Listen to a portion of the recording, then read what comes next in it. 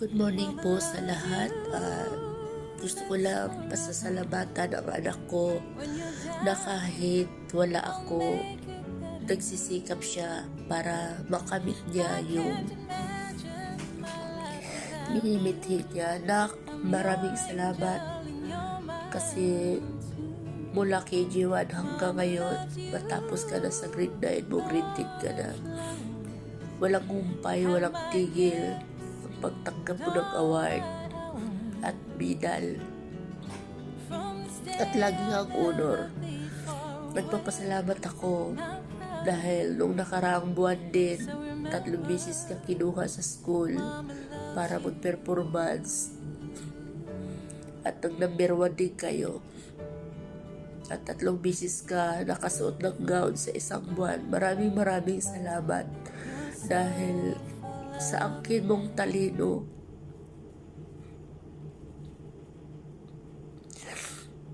Sana makatapos ka sa pag-aral at nandito lang ako. Lagi nakasubaybay sa'yo kahit malayo ako. Alam mo yan, dahil tumatawag ako araw-araw, nag-uusap tayo araw-araw. Tinis ko to para sa'yo. Ang sarap sa pakiramdam na yung natulog kang pagod, tas pagising mo, ito yung makikita mo sa messenger mo. Nak, maraming salamat. Dahil ang pagsisikap mo hindi para sa akin, para sa kinabukasan mo. At umiiyak ako dahil sa tuwa kasi simulang KG1 ka hanggang ngayon, hindi nagbago yung pagiging number 1 mo sa klase.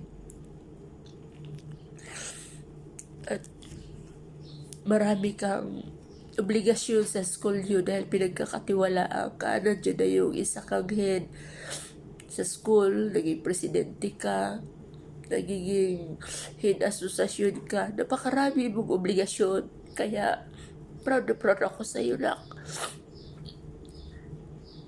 Yung iyak kong to sa katuwaan ito dahil hindi ko inasahan na ganito yung angkin mong talino.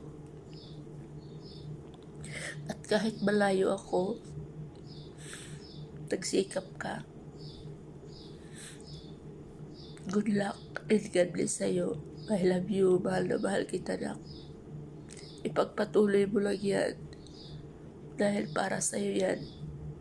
Pag nawala na ako,